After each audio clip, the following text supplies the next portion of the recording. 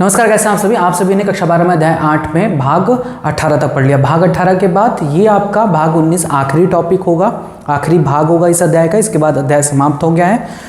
आखिरी टॉपिक है ड्रग्स के बारे में कि ड्रग्स क्या होते हैं और ड्रग का कुप्रयोग क्या कहलाता है। तो ड्रग में सारी औषधियाँ आती हैं। ड्रग के अंतर्गत सभी औषधियाँ आती है जो आपके डॉक्टर्स लिखते हैं, जो आप मेडिकल स्टोर से खरीदते हो या आप बिना डॉक्टर से इधर उधर से खरीद लेते हो। वे सारी औषधियाँ, मेडिसिन्स जो रोगों के उपचार के लिए दी जाती हैं वे औषधि यानी ड्रग्स कहलाती हैं। तो इस ड्रग का गलत तरीके से उपयोग, जो उसका काम है उस काम के बजाय किसी अन्य काम के लिए प्रयोग किया जाए तो उसे ड्रग कुप्रयोग कहते हैं, ड्रग एब्यूज़ कहते हैं। ड्रग क्या होता है? ऐसा रासायनिक पदार्थ जो शरीर के किसी भाग अंग के कार्य में बदलाव उत्पन्न कर दे या किसी रोग की प्रक्रिया को परिवर्तित कर दे, ड्रग कहलाता है। ड्रग क्या होता है? वह रासायनिक पदार्थ जो किसी शरीर के किसी भाग अंग की प्रक्रिया को बदल दे या किसी रोग की प्रक्रिया को बदल दे तो उसे हम ड्रग कहते हैं।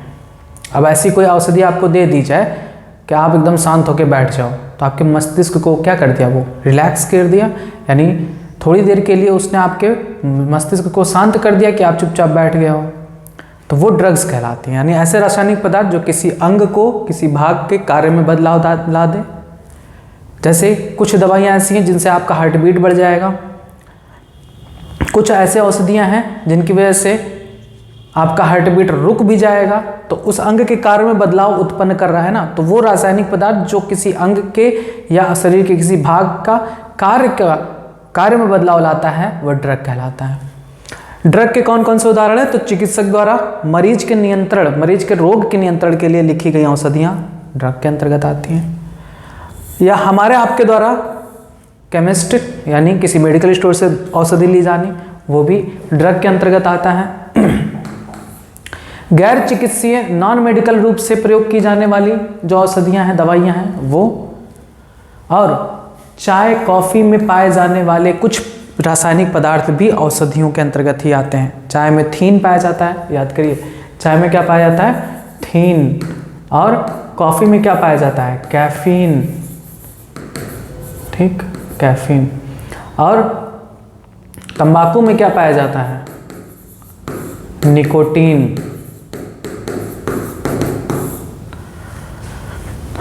इस अध्याय में हम सिर्फ उन्हीं औषधियों, उन्हीं ड्रग्स के बारे में बात करेंगे जिनका दुरुपयोग होता है नशे के लिए। ड्रग कुप्रयोग या ड्रग अब्यूज होता क्या है? तो मैंने बताया ना कि जब ड्रगों का, औषधियों का उसके सामान्य कार्य के अतिरिक्त उसका अन्य किसी कार्य के लिए प्रयोग किया जाए तो इसे ड्रग कुप्रयोग कहते हैं। किसी ड्रग का उस कार्य के लिए प्रयोग किया जाए जो उसके सामान्य चिकित्सीय कार्य से अलग है, ड्रग कुप्रयोग कहलाता है। चिकित्सीय औषधियों का बिना चिकित्सक के सलाह के, यानी किसी भी मेडिसिन का डॉक्टर के सलाह के बगैर प्रयोग करना भी ड्रग कुप्रयोग के अंतर्गत ही आता है। कौन कौन से ड्रग्स हैं? मेन तीन है, ओपाइड्स, कैनाबिनाइड्स और कोकाइलकलाइड्स। मेन यही तीन ड्रग्स होते हैं। कौन कौन से? ओपाइड्स, कैनाबिनाइड्स और कोकाइलकलाइड्स। अब ओपाइड्स के अंतर्गत कौन कौन आते हैं? ओपियाइड्स के अंतर्गत कौन कौन आते हैं? अफीम, मार्फिन, हेरोइन, ये सभी आते हैं। ओपाइड्स क्या करता है, किस तरीके से अपना काम करता है? देखिए, यहां से भी क्वेश्चन कई तरीके से पूछे जाते हैं। एक तो ये कि शरीर के किस भाग को प्रभावित करता है, रिसेप्टर कहां पाया जाता है इसका, दूसरा कहां से प्राप्त होता है, और हाँ, इतने क्वेश्चन बनते हैं यहां से। देखिए, ऐसे ड्रग जो हमारे केंद्रीय तंत्रिका तंत्र यानी सेंट्रल नर्वस सिस्टम और जठरांत्र पथ, गैस्ट्रोइंटेस्टाइनल ट्रैक्ट में मौजूद विशिष्ट ओपियाइड्स रिसेप्टर यानी ओपाइड ग्राहियों से बंध जाते हैं। ओपाइड्स के अंतर्गत क्या क्या आता है? अफीम यानी ओपियम, और इसके व्युत्पन्न जैसे हेरोइन, मार्फिन, कोडीन आदि। कोडीन का आपने नाम सुना होगा, कफ सिरप में प्रयोग किया जाता है। इन सभी का प्रयोग दवाइयों के रूप में किया जाता है। मन को शांत करने के लिए वे लोग जिनको नींद नहीं आती उनको दिया जाता है। बहुत ज़्यादा सर्जरी के बाद जो दर्द होता है पेनफुल, उसमें मार्फिन दिया जाता है। तो अलग अलग इनका दवाइयों में प्रयोग किया जाता है, लेकिन इसका गलत तरीके से प्रयोग ड्रग अब्यूज़ कहलाता है। अब देखिए, अफीम, हेरोइन, मार्फिन, कोडीन। अब इनमें से मार्फिन क्या होता है? मार्फिन अफीम का क्या होता है? अल्कलॉइड होता है। ये सब क्वेश्चन पूछे गए हैं। मार्फिन क्या है? मार्फिन अफीम का अल्कलॉइड है, अल्कलॉइड। हेरोइन क्या है? मार्फिन के एसिटिलीकरण से प्राप्त होता है। इसे क्या कहते हैं? Di acetyl morphine. Most popular question. Heroin क्या होता है? तो di acetyl morphine, di acetyl morphine. Morphine का निर्माण किससे होता है? अफीम के, ये एक अफीम का अल्कलॉइड है। हेरोइन क्या होता है? मार्फिन के एसिटिलीकरण से प्राप्त होता है, यानी डाई एसिटिल मार्फिन कहते हैं हेरोइन को। यही सब क्वेश्चन पूछे जाते हैं। बताइए, ओपियोइड्स हमारे किस जगह पर बनता है? तो ओपियोइड्स रिसेप्टर कहाँ होते हैं? एक तो ये क्वेश्चन बहुत बनता है कि एक क्वेश्चन ये बार बार पूछा जाता है कि ओपियोइड्स रिसेप्टर कहाँ होते हैं? तो केंद्रीय तंत्रिका तंत्र और जठरांत्र पथ में, केंद्रीय तंत्रिका तंत्र और जठरांत्र पथ में, गैस्ट्रोइंटेस्टाइनल ट्रैक्ट में ओपियोइड रिसेप्टर पाए जाते हैं, जहां पर ओपियोइड बंधता है। ओपियोइड के अंतर्गत कौन कौन ड्रग आते हैं? अफीम और उसके व्युत्पन्न। अफीम मेन है, अफीम से ही बनाए जाते हैं मार्फिन, हेरोइन, कोडीन आदि ड्रग्स। इनमें से मार्फिन क्या है? तो मार्फिन अफीम का अल्कलॉइड है। हेरोइन क्या है? हेरोइन कैटरीना कैफ है वो हीरोइन कोई और है, मतलब वो दूसरा संदर्भ है। यहाँ पर ड्रग के रूप में हेरोइन कौन है? हेरोइन डाई एसिटिल मार्फिन है। किससे प्राप्त होता है? मार्फिन के एसिटिलीकरण से प्राप्त होता है हेरोइन। ठीक है। अब देखिए, अफीम यानी ओपियम। अब अफीम एक ओपियोइड्स है, ये तो तय है, लेकिन प्राप्त किससे होता है? तो अफीम प्राप्त होता है पोस्त के पौधे से, जिसका नाम है पैपेवर सोमनीफेरम। हजारों बार क्वेश्चन ये पूछा गया है। अफीम किस पौधे से प्राप्त होता है? पोस्त के पौधे से। पोस्त के पौधे से। क्या नाम है उसका पौधे का साइंटिफिक नेम? पैपेवर सोमनीफेरम। उसके किस भाग से प्राप्त होता है? पैपेवर सोमनीफेरम ऐसे भी पूछा जाता है कि अफीम पोस्त के पौधे से प्राप्त होता है, उसके किस भाग से? तो उसके हरे कच्चे फल के लैटेक्स से। हरे कच्चे फल के लैटेक्स से। अब ये लैटेक्स क्या है? जो उसका हरा कच्चा फल होता है उसमें से दूध जैसा पदार्थ निकलता है। ये देखिए, फिगर दे दिया हूं, ये देखिए, ये है पैपेवर सोमनीफेरम। ठीक है, पोस्त का पौधा, और उसका ये हरा कच्चा फल है, और उसमें से देखिए ये लैटेक्स निकल रहा है। इसी लैटेक्स से बनाया जाता है अफीम। क्लियर है बात?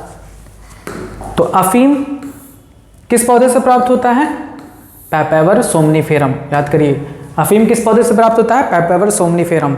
अफीम पौधे के किस भाग से प्राप्त होता है? हरे कच्चे फल के लैटेक्स से। मार्फिन क्या है? तो मार्फिन अफीम का ही एक अल्कलॉइड है। अफीम का एक अल्कलॉइड है। अफीम का क्या है? अल्कलॉइड है। स्वाद कैसा होता है? कड़वा होता है। रंग कैसा होता है? सफ़ेद होता है, रवेदार होता है, क्रिस्टल फॉर्म में। इसका प्रयोग, मार्फिन का प्रयोग दर्द निवारक एवं मन को शांत करने के लिए किया जाता है। सर्जरी के बाद, पोस्ट सर्जरी, मार्फिन का प्रयोग एज ए मेडिसिन करते हैं, और ऐसे व्यक्ति में जिनको दर्द बहुत होता है उन्हें दी जाती है। स्मैक एवं ब्राउन शुगर के नाम से मशहूर हेरोइन। इसका नाम तो आपने मूवी में बहुत सुना होगा, दो रूप से। एक तो हेरोइन जो सुंदर होती हैं, एक्ट्रेस, और एक ड्रग हेरोइन, चरस, गांजा, ये सब जो आप बताते नहीं इसमें, उसका धंधा करते हैं मूवीज़ में, जो विलेन होते हैं, यही है हेरोइन।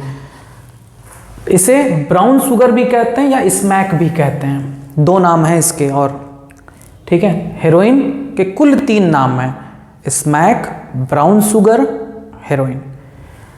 क्या होता है, सबसे ज़्यादा क्वेश्चन यही पूछा जाता है। हेरोइन है क्या? तो हेरोइन है di acetyl morphine. Di acetyl morphine है। किससे प्राप्त होता है? मार्फिन के एसिटिलीकरण से प्राप्त होता है। मार्फिन के एसिटिलीकरण से प्राप्त होता है। अब हेरोइन को कैसे प्रयोग मिलाया जाता है? तो आपने देखा होगा क्या करते हैं, नाक में रोल करके कागज और उससे खींचते हैं, तो नाक द्वारा जोर से सांस लेकर ली जाती है या टीके द्वारा ली जाती है। यह एक अवसादक यानी डिप्रेशेंट है और शरीर के प्रकारों को धीमा करती है। यह है आपका मार्फिन का स्ट्रक्चर से भी क्वेश्चन पूछे जाते हैं, तो आप बना के प्रैक्टिस जरूर कर लीजिएगा कॉपी में। मार्फिन का स्ट्रक्चर है, कॉपी में नोट कर लीजिएगा। ये अफीम का पौधा है, बता ही चुके हैं। कैनाबिनाइड्स, भांग, भोले बाबा का फेवरेट भांग। भांग के पौधे को क्या कहते हैं? Cannabis sativa. इसके भी रिसेप्टर्स होते हैं। वो रिसेप्टर्स कहाँ पाए जाते हैं? ये भी खूब पूछा जाता है। तो ये मस्तिष्क में पाया जाता है कैनाबिनाइड ग्राही यानी कैनाबिनाइड रिसेप्टर्स, और मस्तिष्क के में मौजूद कैनाबिनाइड रिसेप्टर से जुड़ जाता है। प्राकृतिक कैनाबिनाइड जिसे हम भांग भी कहते हैं, उसका नाम होता है कैनाबिस सटाइवा। इस पौधे का नाम क्या है? Cannabis sativa. हम लोग के इधर तो बहुत होता है, मन तो करता है कि ये सब बिजनेस छोड़ के गांजा बिजनेस शुरू करते। बहुत देखने को मिलेगा आपको कैनाबिस सटाइवा, भांग का पौधा। अब भांग बनाया कैसे जाता है? पौधे के पुष्पक्रम से। इसके पुष्पक्रम से बहुत सारी चीज़ें बनाई जाती है, जैसे चरस, गांजा, हशीश, मैरिजुआना, गांजा, ये सब बनाया जाता है। अब भांग के फूलों के जो शीर्ष है, पत्तियां हैं, राल हैं, इनसे मैरिजुआना, हशीश, चरस, गांजा आदि बनाए जाते हैं। याद कर लीजिए, मैरिजुआना, हशीश, चरस, गांजा किससे बनाए जाते हैं? कैनाबिस सटाइवा से। आमतौर पर अंतःशोषण और मुंह द्वारा खाए जाने वाले मादक द्रव्य हैं जो हृदय वाहिका तंत्र को प्रभावित करते हैं, कार्डियोवैस्कुलर सिस्टम को प्रभावित करते हैं। यह है आपका कैनाबिनाइड मॉलिक्यूल का स्ट्रक्चर। ये भी इंपॉर्टेंट है। स्ट्रक्चर आप किसी का भी नहीं छोड़ेंगे अगर आप नीट की तैयारी करते हैं तो। और ये है आपका भांग का पौधा। ठीक, नेक्स्ट आता है कोकीन, कोक, क्रैक भी बोलते हैं इसको। कोका एल्कोलाइड, ये प्राप्त होता है एरिथ्रोजाइलम कोका नामक पौधे से। ये मूल रूप से एरिथ्रोजाइलम कोका दक्षिण अमेरिका का पौधा है। ये भी क्वेश्चन पूछा गया है।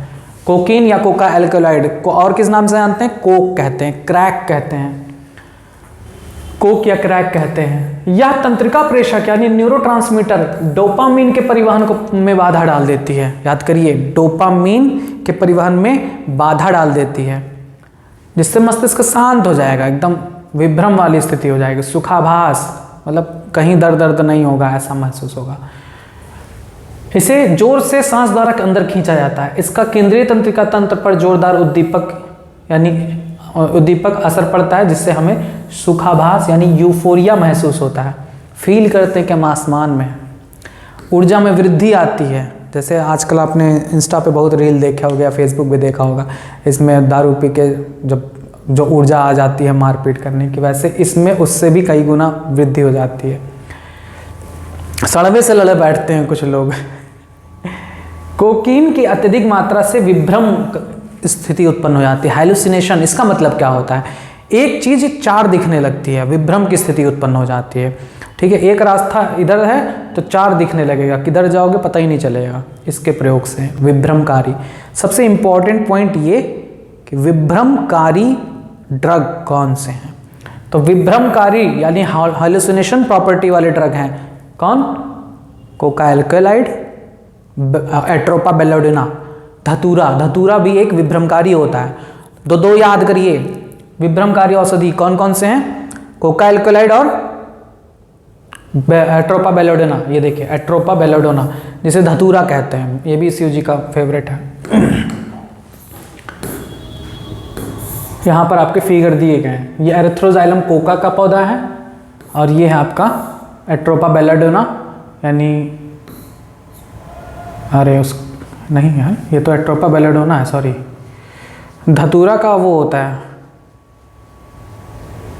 धतूरा ही कहते हैं उसके प्लांट को, इंग्लिश में भी धतूरा लिखते हैं। यह एट्रोपा बेलेडोना अलग है, धतूरा अलग है। इनमें भी हेलुसिनेशन प्रॉपर्टी पाई जाती है। अच्छा, ये बचपन में हम लोग बहुत खाते थे, पता नहीं यही वाला है कि दूसरा वाला है, छोटा छोटा होता था, क्या माँच कहते थे, पता नहीं क्या कहते थे। ये आपका धतूरा है। नेक्स्ट मोस्ट इंपॉर्टेंट ये भी है एलएसडी। सबसे ज़्यादा पूछा जाने वाला टॉपिक कि एलएसडी प्राप्त किससे किया जाता है, तो ये प्राप्त होता है एक इरगोट कवक से। इरगोट कवक, सिर्फ कवक मत याद करिएगा, इरगोट कवक याद करिएगा। कौन सा? इरगोट फंगस। कौन सा? क्लैविसेप्स परप्यूरिया। कौन से कवक से प्राप्त होता है? क्लैविसेप्स परप्यूरिया, याद करिए। एलएसडी लाइसर्जिक एसिड डाइएथाइल एमाइड, यह भी एक विभ्रमकारी होता है। किससे प्राप्त होता है? एक इरगोट कवक से प्राप्त होता है। कौन सा? क्लैविसेप्स परप्यूरिया। यह भी क्या है? एक विभ्रमकारी है। मन पर मिथ्या डालता है, डरावने सपने आते हैं। यह आपका स्ट्रक्चर ऑफ एलएसडी, एलएसडी का फिगर है।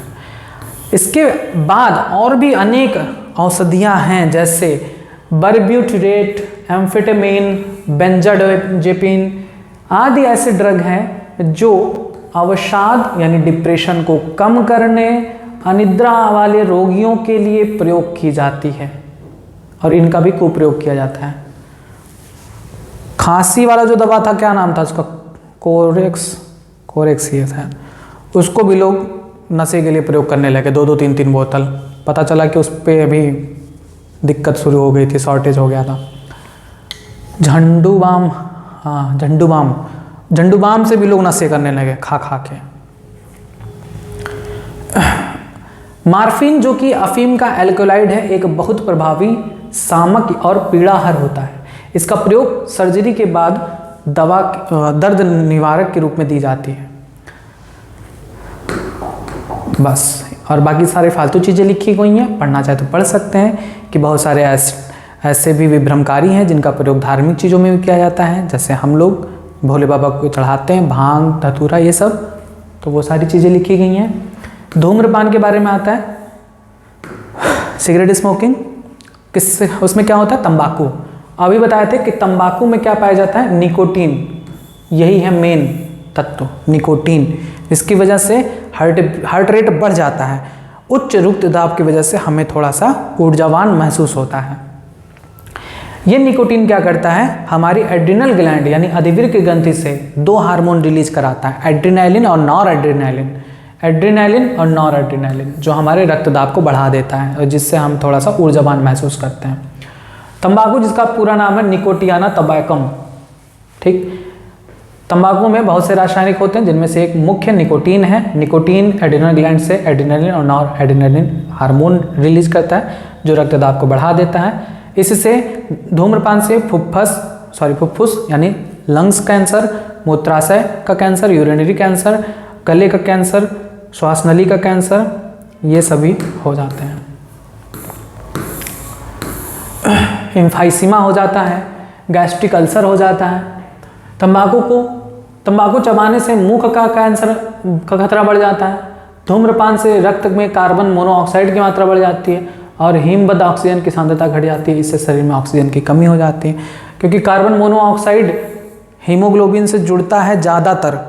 250 गुना कैपेसिटी होती है इससे जुड़ने की ऑक्सीजन के अलावा, मतलब ऑक्सीजन की अपेक्षा हीमोग्लोबिन इससे जुड़ना ज़्यादा पसंद करता है। तो अगर वातावरण में मोनोऑक्साइड है, कार्बन मोनोऑक्साइड, तो वो घातक है। इसीलिए कहते हैं कि बंद कमरे में जलती हुई अंगूठी नहीं रखना चाहिए। अगर आप अंगूठी रख के सो गए ना, तो रात भर में पटक जाओगे, पता नहीं चलेगा ऑक्सीजन की कमी से।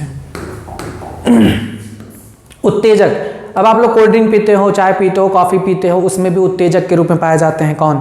थीन, कैफीन, ये सब भी पाए जाते हैं। देखिए, कैफीन पाया जाता है कॉफ़ी में, चाय में पाया जाता है थीन।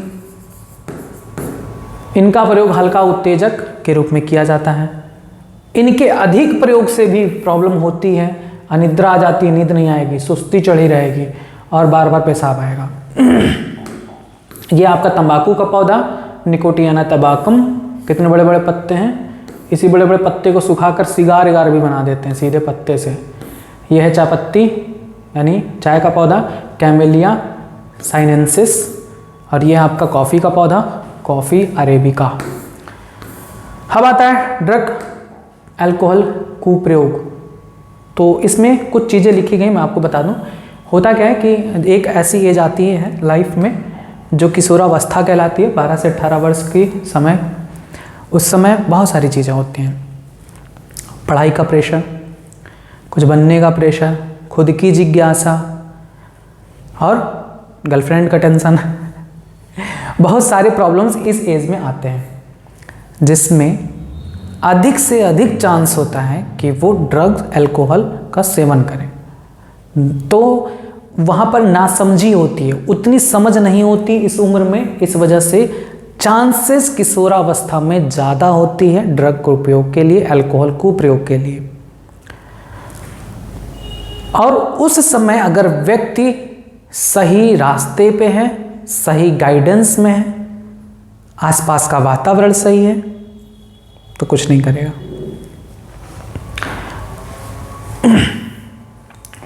उस उम्र में जिज्ञासा बहुत होती है, किसी भी चीज़ को कर लेंगे।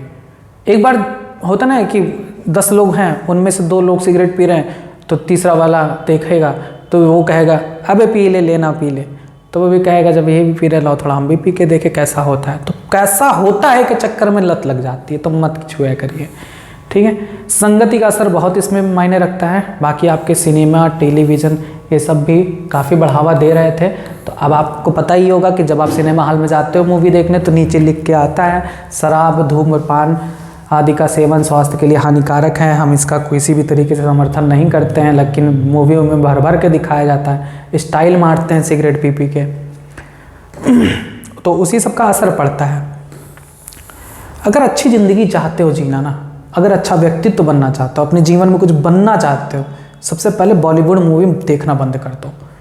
आप धार्मिक मूवीज़ देखो, अपने धर्म का चीज़ों देखो, वो चीज़ें देखो जिससे आपको शिक्षा मिले। आप एजुकेशन से रिलेटेड मूवी देखो, ये रोमांटिक मूवी मत देखो। और ये जो क्या कहते हैं एक्शन मूवीज़ हैं, इनको भी मत देखो। बहुत गलत तरीके से आपको माइंड डाइवर्ट करने के लिए बहुत कुछ सिखाया जाता है। बाकी आपके ऊपर है, मैं कुछ नहीं कह रहा, आपकी मर्जी, आपकी ज़िंदगी, आप जैसा देखना चाहो। व्यसन और निर्भरता क्या होती है? एक बार जब आप किसी ड्रग को यूज़ कर लोगे तो उसका माइंड पर इफ़ेक्ट ऐसा पड़ता है कि वो फिर से आपका बॉडी वो मांगने लगेगा वो ड्रग्स। तो इसी को कहते हैं निर्भरता। और आप अगर नहीं लोगे तो आपको विड्रॉल सिंड्रोम नज़र आएगा। आप अगर छोड़ दोगे तो आपको सिंड्रोम नजर लक्षण दिखने लगेगा। आपके शरीर से पसीना निकलेगा, नींद नहीं आएगी, घबराहट, बेचैनी होगा, और फिर से वो ड्रग्स लेना शुरू कर दोगे तो सही हो जाएगा। और ये सब सबसे ज़्यादा खतरनाक असर दिखाता है इन 3 ड्रग्स में। कौन कौन से?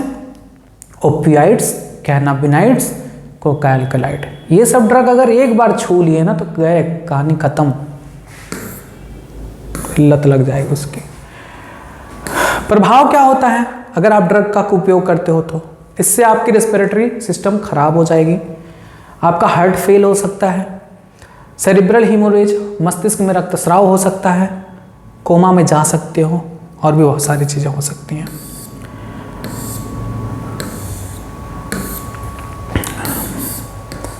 बाकी ये सब आपको सिर्फ सचेत रखने के लिए मैंने लिखा है। आप पढ़ेंगे तो आपको चीज़ें अच्छी लगेंगी, बहुत सारी चीज़ें हैं। देखिए बहुत सारे खिलाड़ी भी ऐसे ड्रग्स का सेवन करते हैं जिससे उनकी शरीर एकदम फुर्ती आ जाती है, वो खेल में अच्छा प्रदर्शन करना चाहते हैं, उसलिए ऐसा करते हैं। तो उनके भी बहुत सारे प्रभाव पड़ते हैं।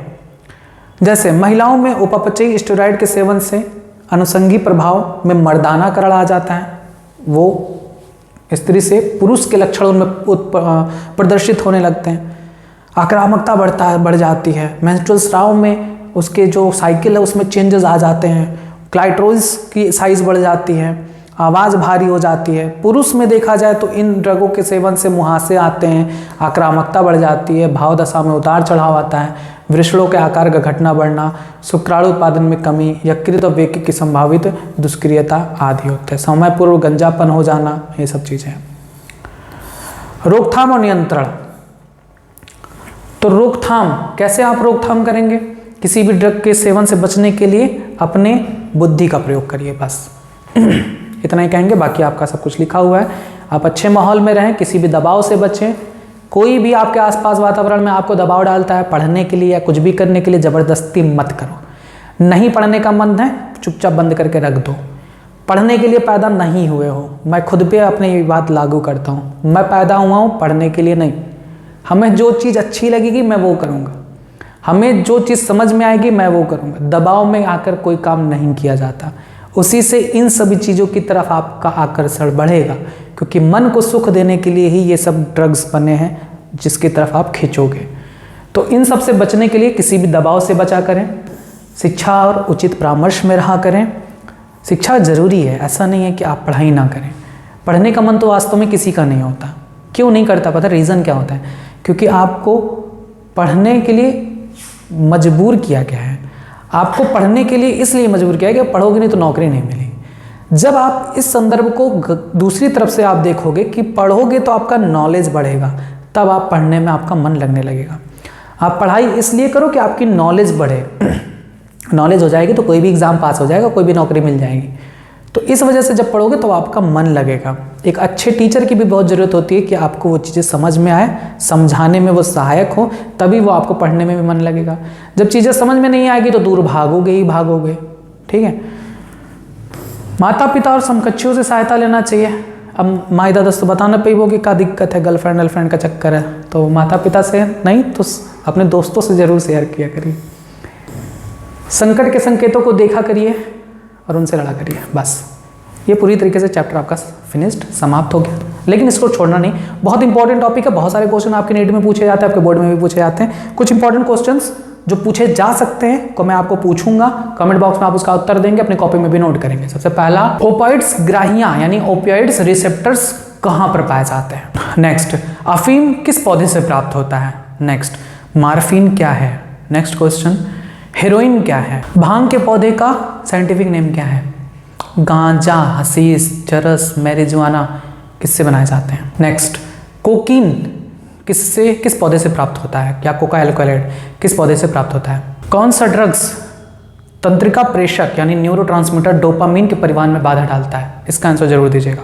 नेक्स्ट, 3 ड्रग का नाम लिखिए जो विभ्रमकारी स्थिति पैदा करते हैं, हालुसिनेशन प्रॉपर्टीज वाले 3 ड्रग का नाम बताइए। नेक्स्ट, LSD का फुल फॉर्म क्या है। नेक्स्ट, LSD किस कवक से प्राप्त होता है। नेक्स्ट, कौन सा ऐसा ड्रग है जो विभ्रमकारी होता है और डरावने सपने उत्पन्न करता है। नेक्स्ट बताइए, तंबाकू में कौन सा रासायनिक पदार्थ पाया जाता है जो आदिवृक्क ग्रंथि को उत्तेजित करता है। नेक्स्ट, तंबाकू के सेवन से आदिवृक्क ग्रंथि द्वारा कौन से हार्मोन रिलीज होते हैं और वो क्या कार्य करते हैं। नेक्स्ट, कॉफ़ी में कौन सा उत्तेजक पाया जाता है। नेक्स्ट, चाय में कौन सा उत्तेजक पाया जाता है। बस नेक्स्ट लास्ट क्वेश्चन आप बता दीजिए कि अत्यधिक शराब के सेवन से कौन सा रोग हो जाता है। बस इतने क्वेश्चन आप जरूर बताइएगा। आज ये आपका अध्याय समाप्त हो चुका है, कल से आपका नया अध्याय शुरू करूँगा। आप बताइएगा कि कौन सा अध्याय शुरू करूँ। मेरे हिसाब से आप लोग के लिए इंपॉर्टेंट क्लास 12th का चैप्टर 11 और 12 ये दोनों थोड़ा ज़्यादा इंपॉर्टेंट है। तो मैं सोच रहा था कि 11 शुरू करूँ। आप भी सजेस्ट कर सकते हैं कि आपका बायोटेक्नोलॉजी शुरू करूँ या फिर पारिस्थितिकी या इकोलॉजी शुरू करूँ, क्योंकि टाइम थोड़ा कम है। मैं जल्दी अपलोड करने की पूरी कोशिश करूँगा। आप जुड़े रहें, तब तक यूट्यूब चैनल बायोलॉजी के साथ। धन्यवाद।